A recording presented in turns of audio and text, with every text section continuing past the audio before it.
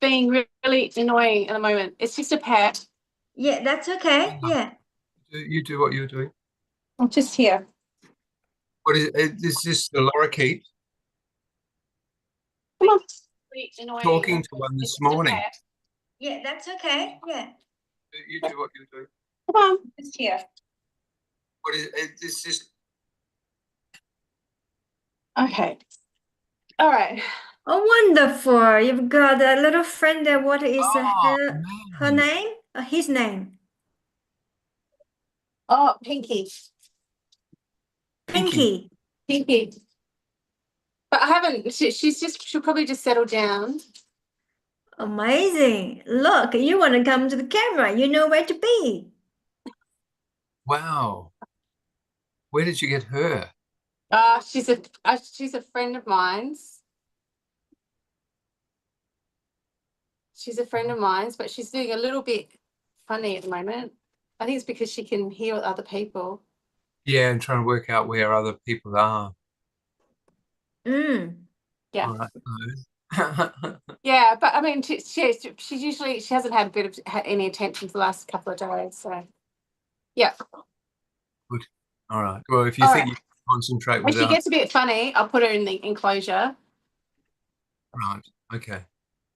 Yeah. Well, as long as you can concentrate, just be with us All because I right. don't understand our conversation. Yeah. Sunyata. Sahaja is Mahamudra. Equal. Equals Mahamudra. So go ahead, share us the secret how Sahaja equals Mahamudra. Oh, I'm going to give Lisa a little bit of background of what we're actually talking about because she's going, "What the hell is this?" I don't mind. I'm So, open. what we're talking about is, let me get beyond my arms because I've jumped into a big subject, and now I have to reclaim a mind to be able to speak about it. And I haven't really been much in my mind this week at all. Becomes so quiet. There seems to be a lot of doing, but it doesn't really require much mind at all. And this might seem really unusual, but it's an effect of doing a lot of meditation over a long part of my life. So how am I talking? It's just happening. Right. So the subject that we're bearing on is the relationship between a subject called Sahaja, which is called the fourth state in jhana. Um, Jhana yoga is knowledge yoga. So we come at it through knowledge and understanding rather than doing formal exercises. And the object is to become um, right. What is the object? What is the object? People sort of say meditation, they're wanting peace.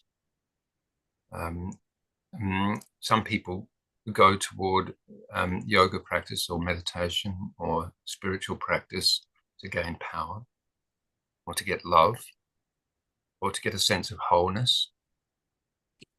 In jhana, it's about understanding who you are. So what we do is we explore the nature of the self. And this comes through a succession of experience, which leads us to what we call self-realization.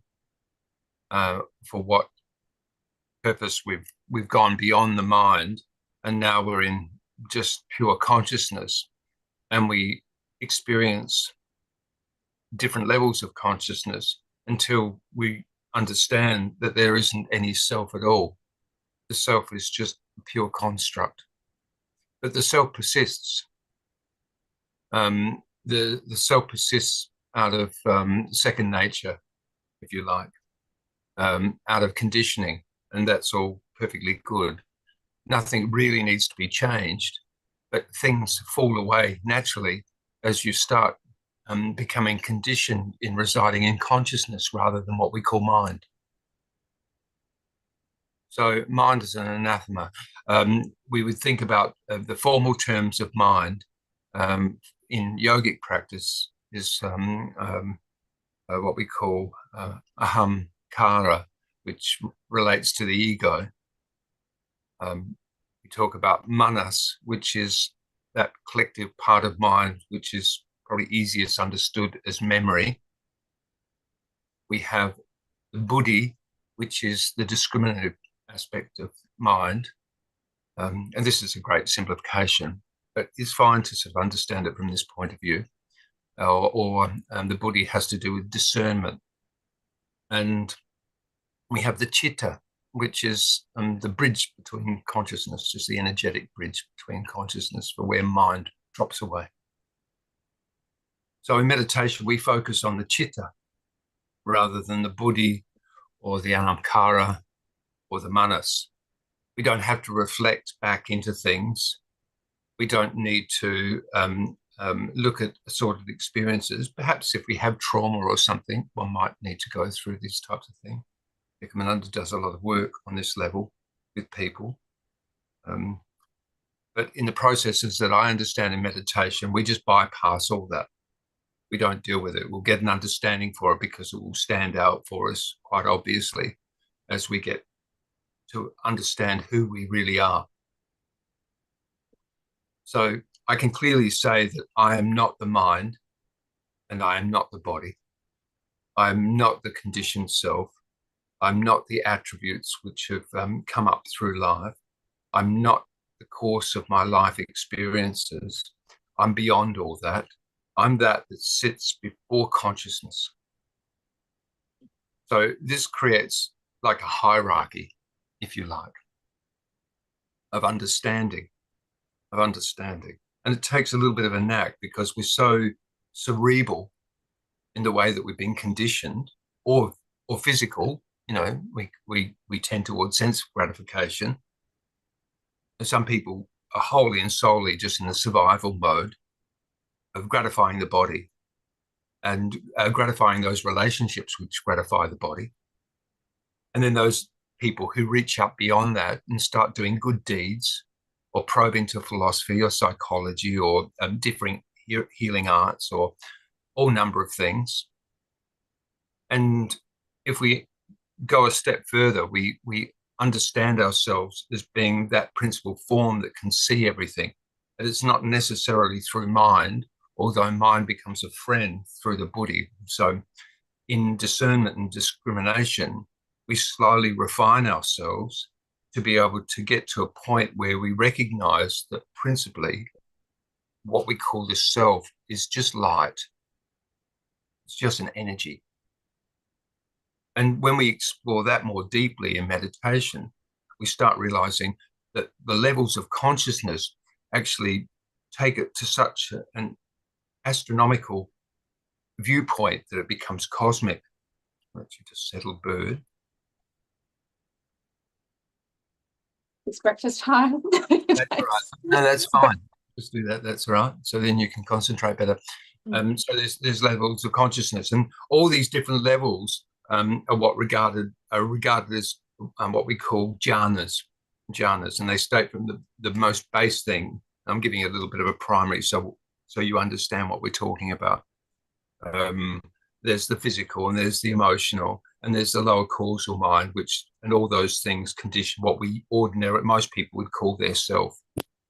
And then we have memory and higher development, mental skills, social skills, and all these things that happen through life. And if you're lucky enough, you get more expanded sense of the self, which we do feel in happiness and the sense of wholeness. And the basis behind that is light. It's what most people would call it soul, the soul self. Right? I mean, it all makes sense what you're saying. Yeah. It's not hard because to understand. It's very tangible. Yeah. I mean, what I'm talking about is just truth. It's that saying. This is truth speak. We're just having a conversation about who we are and what we know about ourselves and what we can perceive about ourselves and what we can apperceive about ourselves. You understand what I mean by apperceive? No. You can intuit it. You can say, oh, okay, when I'm in joy, when I'm in bliss, when I'm in flow, um, I get a sense of myself illuminated that's higher, and I forget about my body, I forget about my emotion, I forget about my mind. I'm just in a flow state. Oh, yeah. Mm-hmm. Well, that's level of self-realization. That's who you are. But this is like a gateway.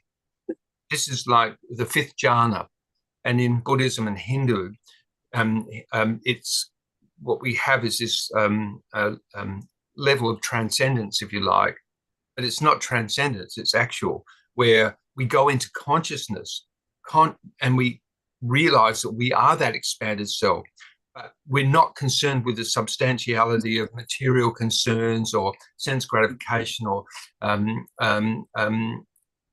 emotional attention seeking, and all these lower things that we can tend to go toward in an undeveloped state, unneediness. You understand? So none of that becomes a concern. We let go of that, and we actually go into this more elevated state and consciously come into meditation there, right there. And we can do this as a formal meditation of sitting and doing Vipassana or something expanded, or we can do it by just being aware of it. So we don't feel needy. We just feel secure in ourselves to know we're the source of light. That we're not relying on relying on what we've learned, over our experiences over time, or who our age is, or what our body looks like. We bypass it. Suppose energy, consider ourselves only as an energetic absolutely being. And as you probe this, you realize that when it comes to the history, it's not the accumulation of experience, although it is there. There's something that's even deeper, because what's happened is we recognize that at a certain point in our early childhood, we came out of consciousness into mind. You look at a baby's completely conscious, but it doesn't know what to do with the body. No. But we are that all the way through. It's okay. Very I never interesting. thought of it that way, but I mean, that's a different way of thinking about it. Well, it's more than thinking, it's in your experience. Mm. The state of the child and the baby is in a state of awe. They're in like cosmic bliss. They don't distinguish things. They can smell their mother, and slowly they sort of come into the world, and slowly they get used to naming forms. But mostly what happens at the early age, about 2.5, the child's moving, but there's not much memory before because there's not so much naming. Some children and it's in naming form, right? Naming form and naming ourselves and naming association, which comes through the yeses and nos. So a child's unabashed. It will chew on a chair. It will eat mud. It will do anything. And of course, the parents have to direct the child into a cognitive assembly of self-organization that can survive well without running in front of a car. So this takes years for the human child. But what happens with all the yeses and nos, a yes becomes an openness of okay, and a no becomes a contraction. And in that contraction, we set up all our psychic underlay for how we react to things in our adult life. But we don't do this consciously. You see, we lose our consciousness to mind and put it into forms of hierarchies, and then we become this rigid thing that moves life like this, which is just these contractions to circumstance. And it's horrible. It's just suffering.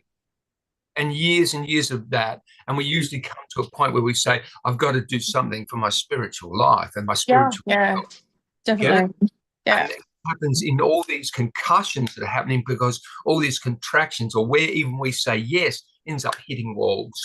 But where we find joy in our self-love, hits walls. And it hits walls with people, it hits walls with circumstances, it hits walls with work, and it all feels wrong. So we've got to transcend all this.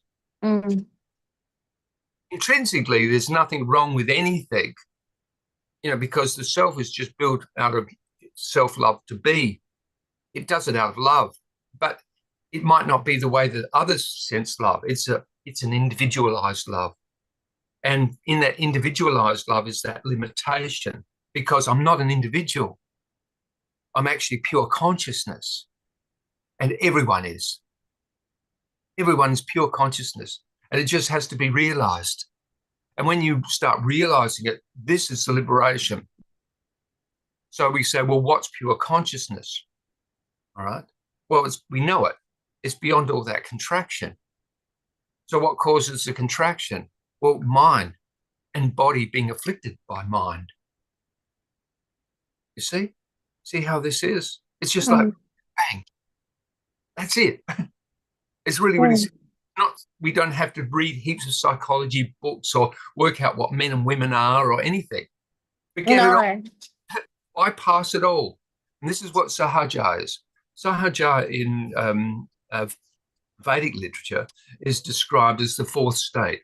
So what we have is we have the waking state, we have the dream state, and we have the deep sleep state. And Sahaja is the quality which underlies it all. Right? It's the foundation which is always there, whether we're conscious or unconscious. It's beyond the construct of the self and even the conscious world. It's even there with no consciousness. But that's really hard for us to understand. That's a really advanced meditation. That's up to ninth jhana, where you go into nothingness. And this terrifies people because it feels like the obliteration. Even in Buddhism, they say nirvana, but they say it's the obliteration of the self.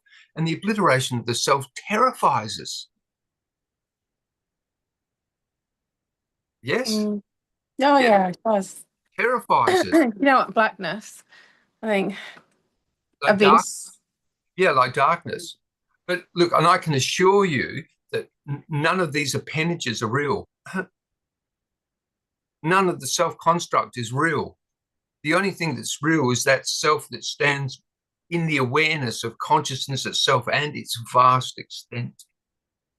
It reaches out beyond the cosmos, but it doesn't have any sense of time or space. It doesn't need it. And it has all of it too. It occupies every single aspect. Everything that I am is beyond everything. And everyone is this. And it comes through this notion of what they call co-emergence. So here we are in this moment, these series of moments together, emerging simultaneously. All this is just happening, just coming up, everything, which is fantastic. Really? Because we're just it. We're just that life. It's just pure life. We're just pure life. It's not the grip and the construction of the self that matters. It's the pure life. It's just pure life. It doesn't have to have any contracts at all. I mean, okay. Well, that's freedom, isn't it? It's freedom, but it water the garden and, it will do its chores and make a nice house and make food and keep a body and research things with the mind and look at the world in a paper. It can do all that. It doesn't matter. We'll carry on doing all those things you love. It doesn't really disappear. That's only the stuff that doesn't work. There's stuff where all those contractions are. That's what we want to get rid of. Look, I had an anger feature that came up just this week, or about a week and a half ago, with Ekomananda, and it was stupid. And I realized what I'd done is when my mother died, I took on this responsibility that I was the one keeping my mother alive. So I recognized all those features inside myself, which was my mother, and I just kept them there, even when they're obnoxious. Oh. Really interesting. And there it was, and I looked at it and went, what am I doing? I can liberate that whole ancestral line. It's in me now. I can finish it. That seed of anger, don't put it to the mother, finish it. Just because I learnt it, no, stop it. And I was justifying by keeping my mother alive in me. Really interesting. Yes, son. So Just wanted to share something when Sunyata says that he actually kept mom alive in him. Yeah, So I'd like is, that. many people think that this is genetic. It's not a genetic, it's energetic. Energetic means that you actually influenced and subconsciously absorbed energy from your parents, your grandparents, great grandparents' energy being passed on. You absorbed, it becomes part of you. And then you carry on that unfinished story. And that karma, commonly people interpret that as karma. Karma actually does not exist, but let's say for the sake of conveying a message, so we're carrying the story going on to the next generation. It's not a genetic, it's energetic. Mm, that So makes sense. his Fascinating. sharing is very important to many people think many of the disease is genetic.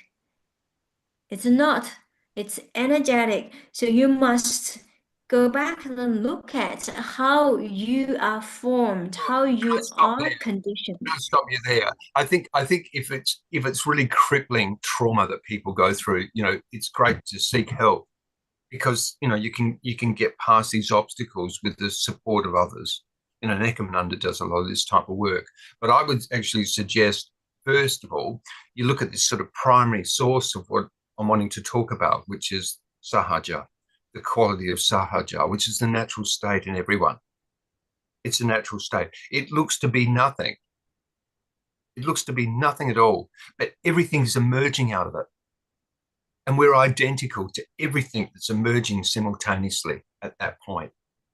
It's the life force. And you can understand this, you can apperceive this, but we're directly experiencing it in every moment. It's just that it's covered over with the nature of thought, which we've been led to believe is the truth. But we know it's not true because, look, after so many years, we've sorted through something they said 10 years ago it was this, now it's this, and now it's that. Oh, And that really? everyone's got ideas about everything all the time. Mm. But intrinsically, what you need to get away from is that we might be imprisoned by those qualities that actually don't work for us because we say, well, that's who I am. But it's not who you are. That's just convenient. Like it's come out of, like the love relationship with yourself, perhaps. But if it's not working, then you might want to look at it and see it. But anyway, it emerges up, and then all of a sudden you get a revelation, and these things just go away when you're ready. They just go away.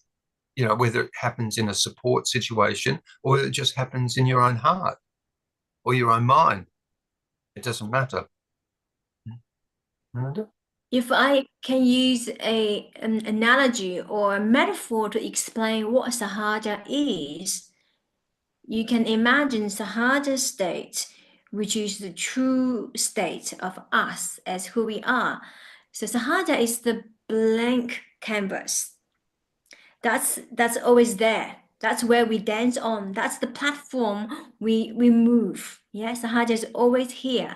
A little bit And more then juicy, just a the blank. moment we get a body, it's like we got a brush. The artist being born. You imagine yourself as an artist being born. So you then begin to have your waking state. Yeah, what you do, you pick out a brush, just get some colors. You begin to paint on the canvas. That's your life. So what you're painting on it is your life. There's But no, can I put a point here? There's no separation between that one who emerges in the midst of the emergence of life. It's all one thing. It's all just happening simultaneously. So all you have to do is just go with that come right to that point of Sahaja, the pure self. And you just need to touch on this until you grasp who you are. You're actually just pure life, which is incredible. But people don't really sort of say, no, well, so what? Give me some food or give me this or give me that. It's all external things. But all these things aren't really so important for us, except that we're just in our own glow. We're in our own form, in that thing that you really, really are. So you come from that station rather than, so many steps in here where, you know, like I'm not happy with myself. It's all very cerebral. I'm not happy with my body. I'm not happy with my eating states. I'm not happy with this. I'm not, you know, all these things. I'm not happy with my relationships. I'm not happy, you know, and the list goes on and on and on. And then you have to start fixing all these things. No, no, no. Don't fix a thing. You go just back to this thing that you are, this foundation. This is the point of meditation. This is what everyone's looking for in meditation. It's that wholeness is there. It's not of mind. It has nothing to do with mind. It has nothing to do with body, but it will recondition everything anyway. The more you sit in that state, it will recondition everything. You know, because all these habituations and all this neediness just sort of disappears. Or it comes up and you go, why in the hell would I associate to that? That's so. You know, why would I think that I need that? I don't need that. And then all of a sudden, the only thing that's left is the life you really love.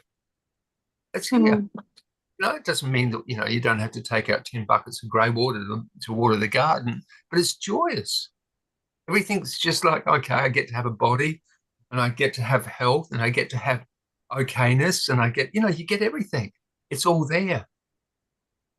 Everything you want is right here, right now. So to realize this Sahaja state is to become aware the waking state, dreaming state, sleeping state, deep sleep, and then Sahaja. Sahaja is always here.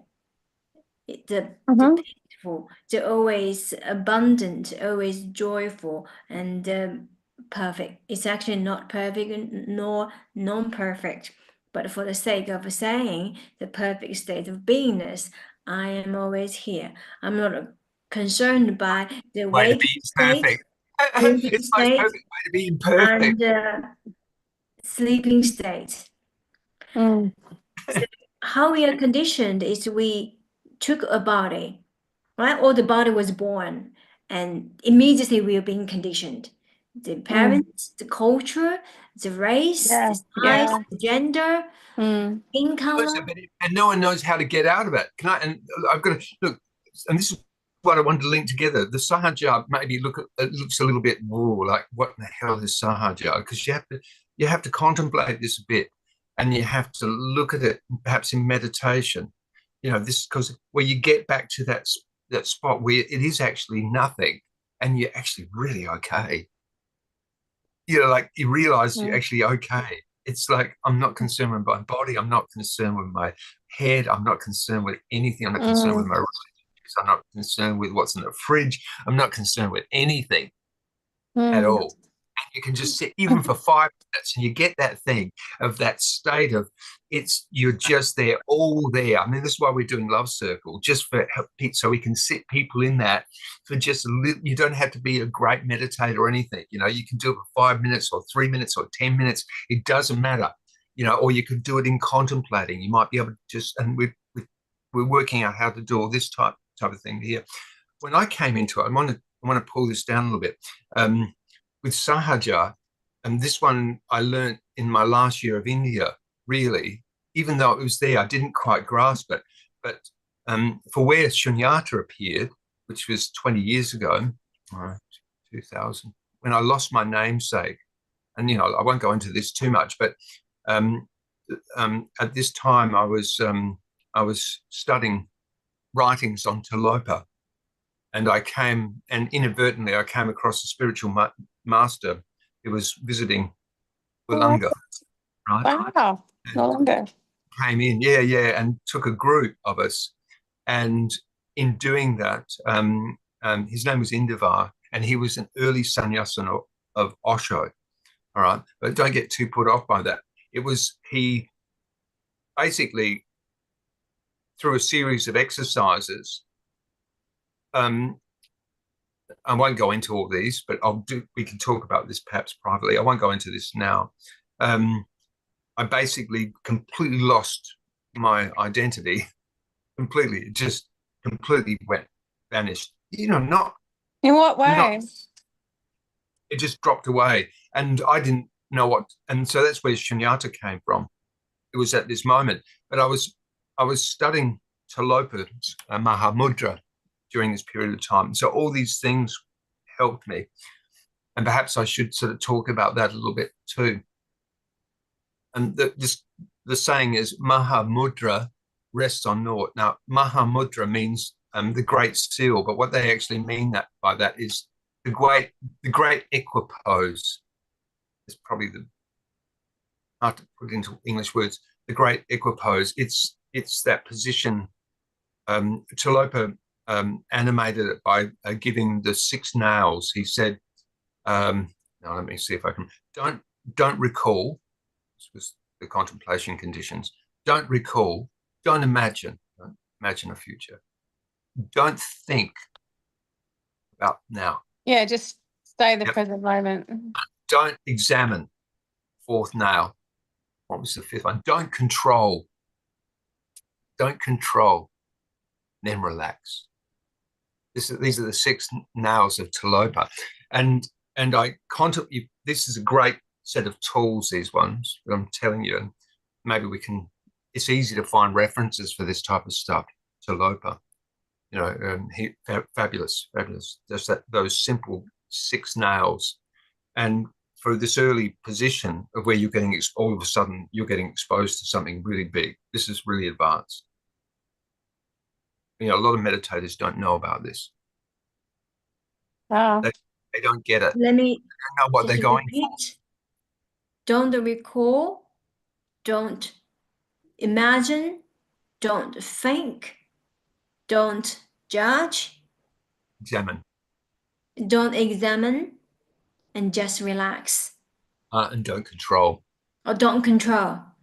Okay, don't control, don't examine, and just relax. So, and I repeat again. Right in the middle of Don't that, recall. Don't recall is a very important one. I mean, it's a new term to me. Recall means you go into the memory. Memory is part of the mind function, but it creates a lot of trauma, lots of pain in the body. Yeah, if the memory is a negative memory, the subconscious mind will block it. So if you attempt to recall, you're gonna wake up lots of trauma, which then you need to go through a therapy process. So that's the reason it says don't recall, no imagine, and projection into the future. it's actually very interesting because in my therapy work, we do use the imagination technique to help people to move forward. For example, imagine your future, how you would like to be, or if somebody is nervous about a certain situation, we bring this functionality, the cognition function of the brain or the mind, to do this exercise to lift them up. It's a gradual process and bring them to consciousness first. Once they stabilize in consciousness, then we take them, Sunyata will take them to a higher point, which is stabilizing Sahaja. And sorry, can I point out this? This is called the direct path. It's non-dualist, like straight in there. Like there's no messing around. Like if you're ready to hear this, then that's all you need to hear, you know, because I'll support you until you get it. If it because you know, like it takes a bit of time because you can feel the contractions going on inside yourself as I mention things. You know, don't recall. Well, you know, like because there's all this. Basically, those first primary 5 nows is a complete suspension of mind. It completely obliterates the mind because there's nothing to do with it. You go, well, what do I do? Well, just be. You know, do things nicely. Watch. You know, like do things nicely, or sit and meditate. You might need to do that. But see, I didn't come to meditation till much later, and it was enough for me to be able to understand Mahamudra rests on naught. For me to be able to see the reality of that everything's emerging out of nothingness. We think it's sort of a predestined construct. but everything's emerging out of nothingness in every instant. That's incredible. Just So why do people go to this method of, I don't know, this spirituality? Is it to provide your mind with peace, or is it, or has it got health benefits for the body and the mind and your advancement in spirituality? Look at what's happened to me. I mean, I've come out of, amazing sort of deprivation and, like back, definitely. and but to sort of, if you look at an ambition, then it falls into sort of a smoky field of, now I'll do that, and I'll do weights, and I'll do this, and I'll do that, and it's all these have tos. I mean, do people just come here for peace, to give the mind peace? Well, the mind is never peaceful. Mind is an agitation of itself. Oh, okay. Well, think about it. It's a construct. It's there to have you keep on doing things. Mm. What do you need a mind for? I know we just have to deal with it. That's all. It's just one of those things that we're born with, and we have to. I always think if you can live with yourself, you're blessed. Let alone other stuff. What were you born with? Oh, you've got a mind. You've got your intellect. You can make choices. You have a body. Think about it. Go right back to your baby. We didn't have a choice. They say you choose your parents. Now you're probably a bit more honest. They're probably advancing. No. Yeah, except consciousness. You're born into consciousness. Yeah. Right. So who were you before that? I think you're just a particle of energy that's floating around, I guess. I'll explore that. But you're at one stage, you're probably given the opportunity to learn lessons and be selected by whom I don't know, or how that comes about. And that's when you're brought into the world. Do you want to answer those questions? As you're welcome to. I'd be interested to know your response. Oh, right. I think it just comes out of pure nothingness. It just emerges out of pure nothingness. And I was there as pure nothingness before. But how do you get so? But then to be selected to have the opportunity to come on Earth is a miracle. Just fell into it. Yeah, it is a miracle. I perhaps would object the idea of you are selected to be here. In the astral work or esoteric works, there are all kinds of different stories in which I'm part of that as well. I take people to explore the spiritual world. You meet your spiritual master, you meet the Jesus Christ, you meet Allah, Buddha. All of this can happen, yeah? And then they say, okay, how did you come to this body? Then say, okay, you are selected being a healer, you're selected to have a mission. And this is all has a component of ego. You think about it. Yeah. Right? So the direct path, what Sunyata is trying to share is there's no such thing of you are being selected. It's something that's happened. How did it happen? We don't know. We can say with a particle, we are infinite light. This is the prevailing theory in the spiritual work. I agree. Selected is the wrong word to use. Yeah, maybe you can offer a word that I can understand. It just happens. It's handy. It's convenient to use the word we are selected. So what are you selected to be? If you're not famous, then you're not. You just be here. To be. Exactly. To be. Exactly. So how is Sunyata selected to do the work? Is he more superior than others? Am I selected to do the work?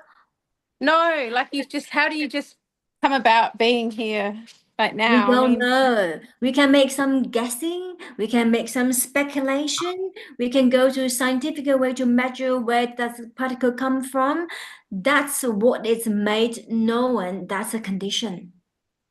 And that merging space where I appears as awareness throughout consciousness, right, just emerges and behind it is absolute nothingness, and it's still emerging out at that level, in consciousness,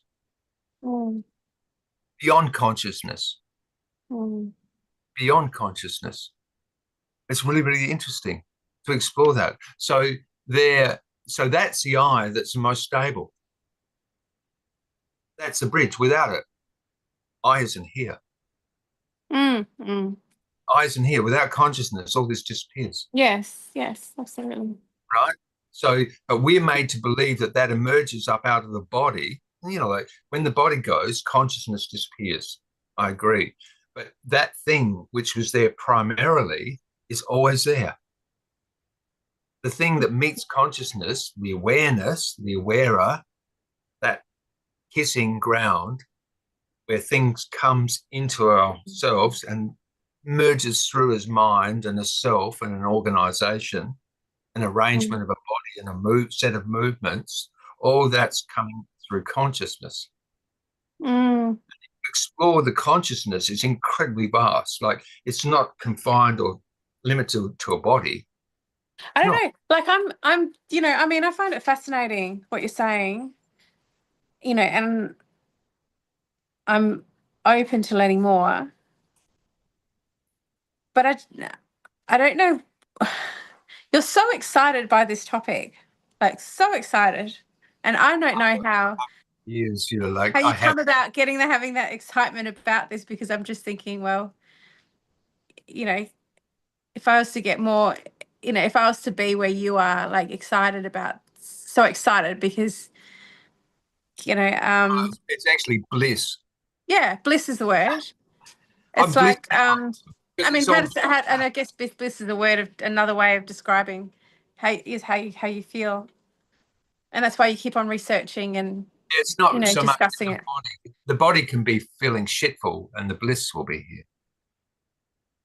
Pardon? You know, yeah. And even to certain degrees, there's certain things where mind's probably more the engrossing thing. You know, like if you mind really sort of like forces us down into cubes and squares and round things, and you know, and says I can feel one way if I'm this, and if I'm worthy, I can be happy. And Your if sound's gone down. Your sound, I can't quite hear. My sound's gone down. Is that me or is that you? I've got my volume up as loud as I can. Loudly. Can you hear me now? I can hear you, but I can just hear you. So Can you turn your volume up your end? Is there something that I can do? Have a look and just see. Can you hear me okay? I can hear you, but all of a sudden the sound went. I don't know how to do Nothing changes on my end. Yes. Well, I seem to be getting a registered sound there. Is that all right, love? Can you hear me all right? Yeah, I can hear you, but just. I've got my volume up. It's all right. We are nearly there. So that excitement in Lisa, you hold on to that excitement. Okay. She's gone. She might be joining again. So to those who are watching this later, the excitement or any feeling that is stirred up by listening to this conversation, you hold on to that. Then you come to us with a question or questions. Then we will be able to help you to stabilize in Sahaja. So that's how it works. So the mind will bring a lot of questions. And what we attempt to do here is to reverse the path of condition. So become unconditioned. So return to the state before birth. And so do we know what we were before birth? There's nothing really to do. There's nothing. It's tricky, isn't it? It looks like there's something to do. It looks like there's something to do. Absolutely. I will call that's the appearance of non-duality. It looks like we're doing something. Looks like there's non-duality. So even this talking, it appears like we are doing something, and The same to cooking a meal Yeah, and well, this is changing the where nappy of a baby. So it is just happening.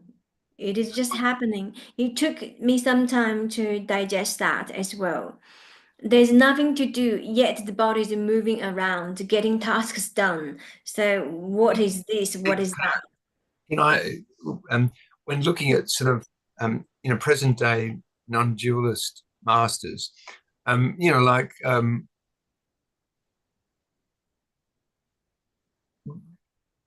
there's all number of different states of how some people will appear really, really level and okay. I tend to sort of be really animatedly blissed out because I don't feel any tension, and because there isn't any mind. And you say, well, then how are you speaking? Um, there must be some level of recall needed. There must be some level of thinking needed. There must be some level of imagination needed. Look at this really, really carefully. All these pins. There must be some level of perhaps examination happens here. There's a slight contraction toward examination that I can feel because I need to be able to put things into terms that might be useful for other people to understand what the hell I'm talking about.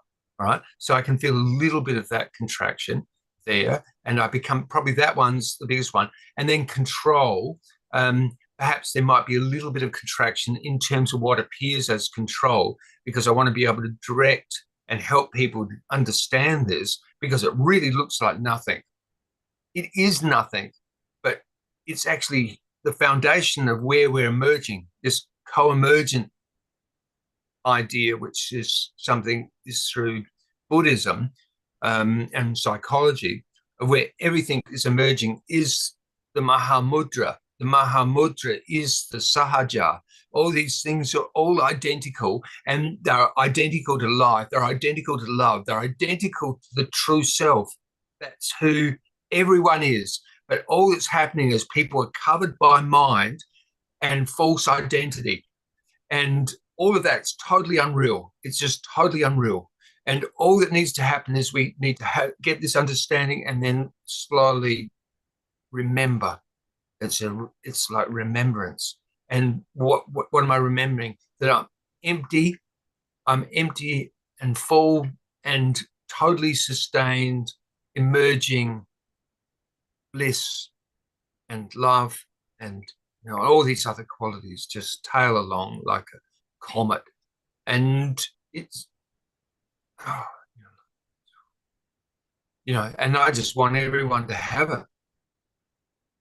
I just really want, because it's such a better world, and because you got to still have all those elements of the self that you've developed over a lifetime that have come up out of your love. And it will, and with that, with the freedom of all that iniquity that people have to go through in being in the mind, trying to sort of do the right thing and be the right person and do, or like get what they want, or like follow this gratification, or fix this. It's not that. First, sort of get who you are. If you come from who you are, and it straight away, like 75% of all that crap just drops away. It's gone. In fact, I would say 99.9% of it just goes whoop, and it's all gone. And then all you have to do is take one step, and another step, and another step. And for whatever you're doing, it will just happen. And it just happens nicely. And that's that. The doing just happens like this, and everything's good. Like, I just want people to have it. So, at most, there's a bit of contraction in examination. But anyway, I think just to reiterate the Talopa's 6 nails: don't recall, don't imagine, don't think, don't examine, don't control. Rest. Whether you're watering the garden, or doing dishes, or looking after beloved, or working, cutting down a tree, whatever, like rest. Beautiful. That's Sahaja in there. And it's a really, really simple Buddhist device. It was Chalopa, wasn't it? He was a Mahasiddhi, wasn't he?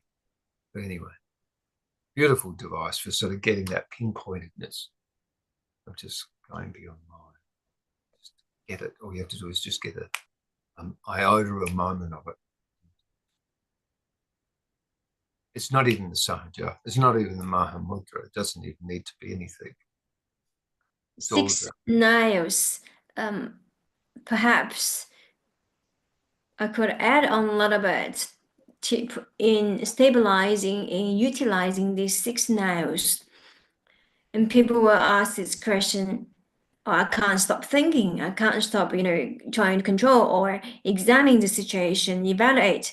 Now, what do? Is when you realize you are actually attempt to do something through the faculty called mind, you reside, or recede to the position of watching. When you watch, this some activities happen in your body, you're returning to the Sahaja state. If that gives you a better tool to look at these 6 nails and to stay back. It distinguishes itself as a background at first, because at first we don't recognize where we are in that background because it just looks like consciousness. And it takes a little bit of probing because we're so conditioned to be looking for the thoughts or external stimuli. So the thought arises, and because thought arises, and it just goes like this, and like it just appears like this. And if you're in a position of the watcher, you'll just watch the thought arises. And if you just relax to and just watch the thought arises, you'll notice there's a gap between the thoughts. They're not always there. And then when you start recognizing this gap, you start saying, well, all right, discernment's here. I'm coming out of my body at the moment, a little bit of tension. So I'm discerning what is thought, is that I'm in my body thought.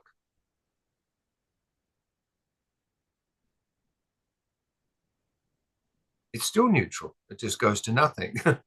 It goes to nothing because, it has to have, what do I think about this or that? What? No, nothing. Just look at it. We're looking back in on it and it's all clear. And more and more, you recognize that this whole faculty of what mind is hardly needed. I mean, it happens so immediately, you don't get caught up in it. It's just part of the mechanism. And the body-mind thing just comes together as it belongs in the world. And it just moves nicely like that, carrying water and doing whatever it does. It doesn't require obsession. The obsessive mind, like I've got to fix this problem, and if you're fixing a problem, all well and good, but that's just that. It's like a carriage, a vehicle. It's really discernible. It's that. What's happening outside of that? Nothing. And who am I in the midst of all that? Nothing. And how good is that? Beautiful. Because there's no tension in it. I don't have to maintain a self. There's no self to maintain. Beautiful. I mean, you've got to get that. No self to maintain. There is no self to maintain. Yeah. Beautiful. I mean, look, the appearance looks to be so. There looks to be uniformity because, like this thing is like that. But that's all. It just appears like this type of flower. Purple. I'm a purple flower. Purple flower talks like this. Wonderful. Perhaps let's just meditate on Mahamudra equals to Sahaja or Sahaja equals to Mahamudra to finish today's sharing. Yeah.